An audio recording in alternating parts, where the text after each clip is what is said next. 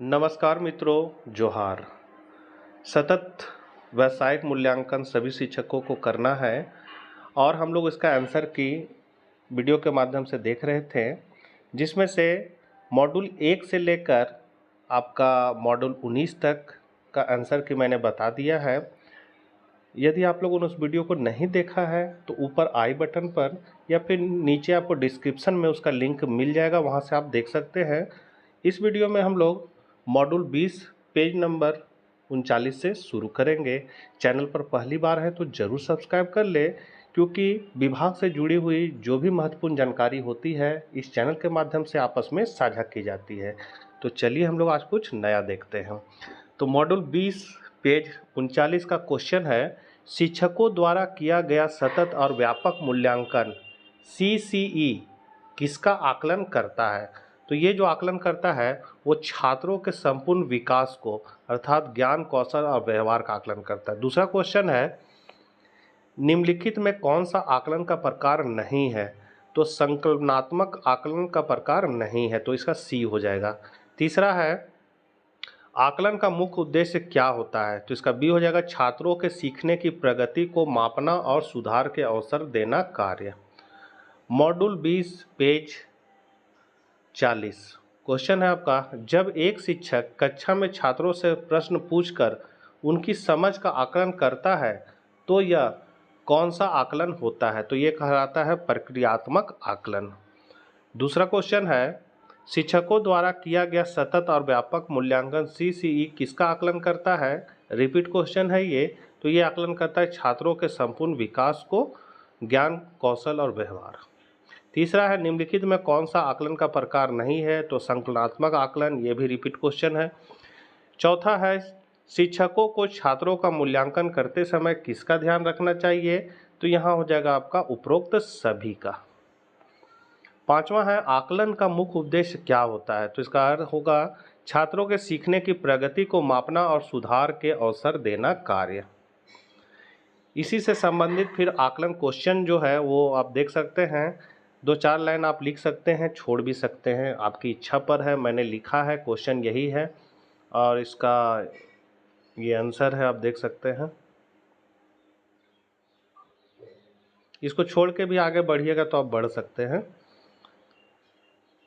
ये दूसरा क्वेश्चन उसी में था।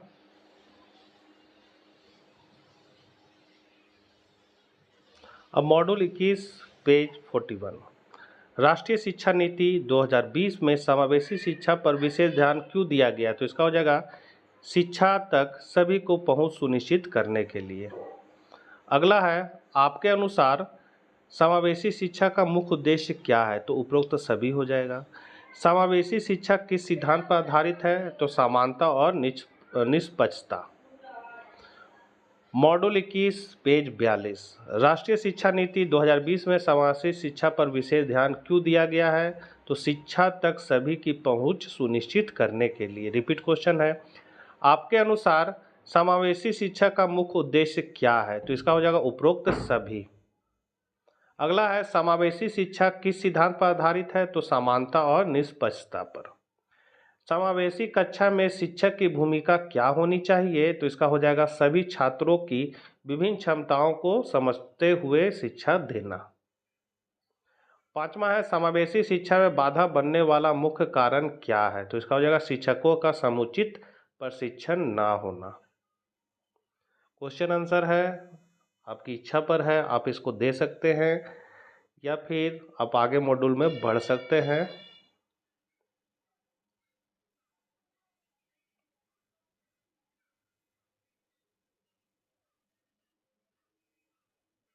क्या है कि आपको उसमें लिखना पड़ेगा, तो ये देख के आप लिख सकते हैं। लिखने में झंझट लग रहा है तो आगे बढ़ सकते हैं। मॉड्यूल 22 पेज 43, प्राकृतिक संसाधनों के संरक्षण के लिए NEP 2020 किस प्रकार की शिक्षा को बढ़ावा देती है। तो यहाँ हो जाएगा इसका आंसर व्यवहारिक और अनुभवात्मक शिक्षा। राष्ट्रीय शिक्षा नीति 2020 के अनुसार पर्यावरण शिक्षा को किस स्तर पर अनिवार्य किया गया है। यहाँ हो जाएगा सभी स्तरों पर। NCFSE के अनुसार सतत विकास और पर्यावरण संरक्षण को बढ़ावा देने के लिए किस प्रमुख शिक्षण पद्धति पर बल दिया गया है? तो यहाँ हो जाएगा परियोजना आधारित और संवादात्मक शिक्षा। Module 22 page 44। प्राकृतिक संसाधनों के संरक्षण के लिए NEP 2020 किस प्रकार की शिक्षा को बढ़ावा देती है? तो यहाँ हो जाएगा व्यवहारिक और अनुभवात्मक शिक्षा। रिपीट क्वेश्चन है। दूसरा है राष्ट्रीय शिक्षा नीति 2020 में जल संरक्षण को बढ़ावा देने के लिए कौन सा कार्यक्रम सुझाया गया है? तो जल शक्ति अभियान।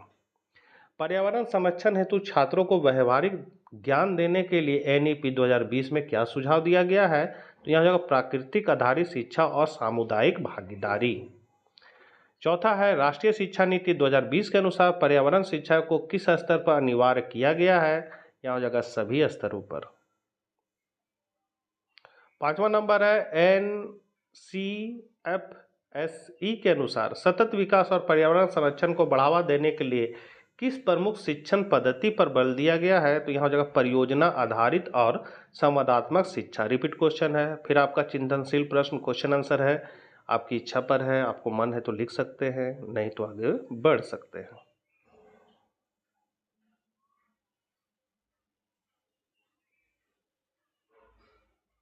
Module 23 page 45।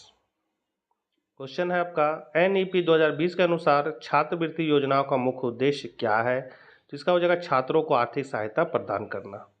दूसरा है झारखंड सरकार के मुख्यमंत्री मेधा छात्रवृत्ति योजना किस प्रकार के छात्रों के लिए है? तो मेधावी छात्र के लिए। राष्ट्रीय मीन्स कम मेरिट छात्रवृत्ति योजना NMMSS किस कक्षा के छात्रों के लिए? तो कक्षा 9 हो जाएगा। Module 23 page 46। छात्रवृत्ति के लिए आवेदन करते समय कौन सा दस्तावेज आवश्यक नहीं है? तो आधार कार्ड। नरोत्तम सेक्सरिया फाउंडेशन छात्रवृत्ति किस कक्षा के छात्रों के लिए है? तो यहाँ हो जाएगा इसका कक्षा 12। ये ग्रेजुएशन MA के लिए होता है, लेकिन यहाँ पर वो ऑप्शन में नहीं है, इसीलिए हाईएस्ट में आपका कक्षा 12 ही है, तो कक्षा 12 हो जाएगा।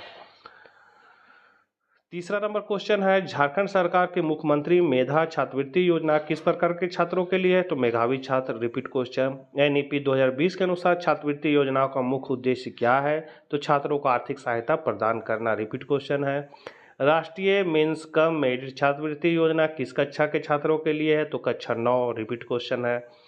अब चिंतनशील प्रश्न है, आपकी इच्छा पर है, दे सकते हैं, लिख भी सकते हैं, नहीं भी लिख सकते हैं। मैं चूंकि कंप्लीट आंसर बना रहा था तो मैंने लिख दिया है।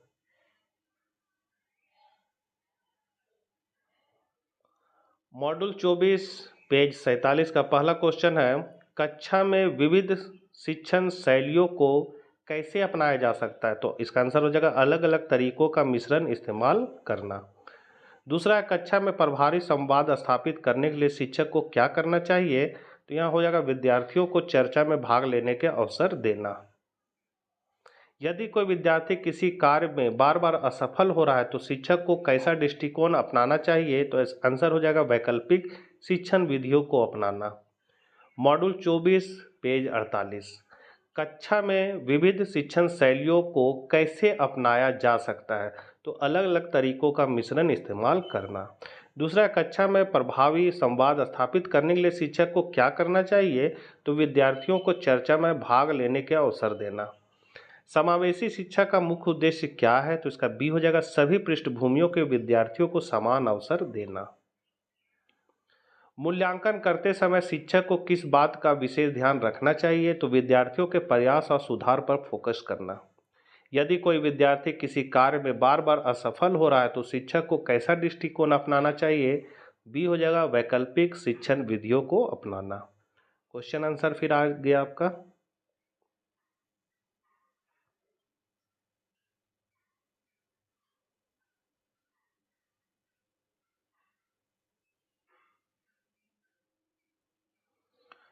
फाइनल असेसमेंट जो है अंतिम आकलन 50 MCQ इसमें रहेंगे, टाइमिंग चलते रहेगा, इसीलिए इसको बढ़िया से करना है। इसमें पास होना ज़रूरी है, तभी सर्टिफिकेट जनरेट होगा आपका। अभी तक जितना भी आकलन आप किए, मॉड्यूल आपका कहाँ तक आया है? ये 24 तक।